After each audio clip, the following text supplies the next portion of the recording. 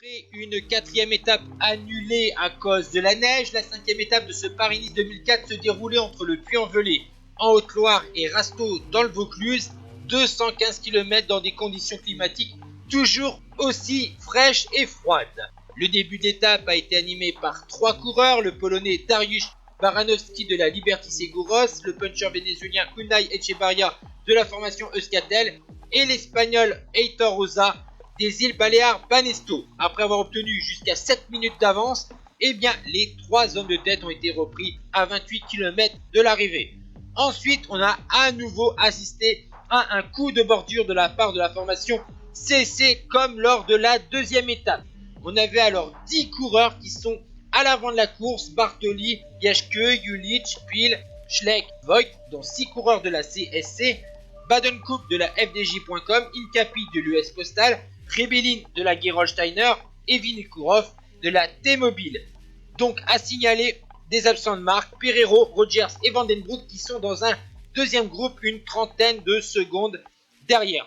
Par la suite, le groupe de tête va perdre des coureurs, ils ne sont plus qu'environ 8 devant. Vinokourov va faire une première attaque, il va être repris.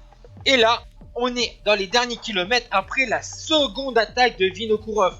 Double vainqueur de Paris-Nice en 2002 et 2003.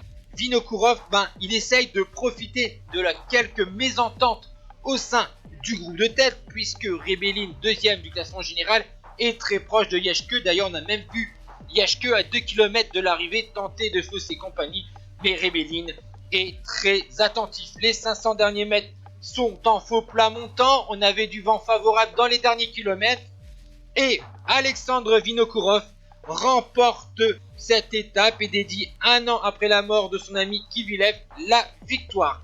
La deuxième place à 4 secondes est pour Jaschke devant Rebellin et Bartoli.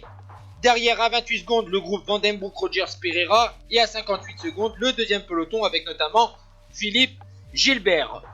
Au classement général, Jaschke a maintenant 10 secondes d'avance sur Rebellin grâce aux bonifications, 25 sur Jülich, 27 sur Voigt, alors que vous avez sur votre écran le top 10 de l'étape du jour.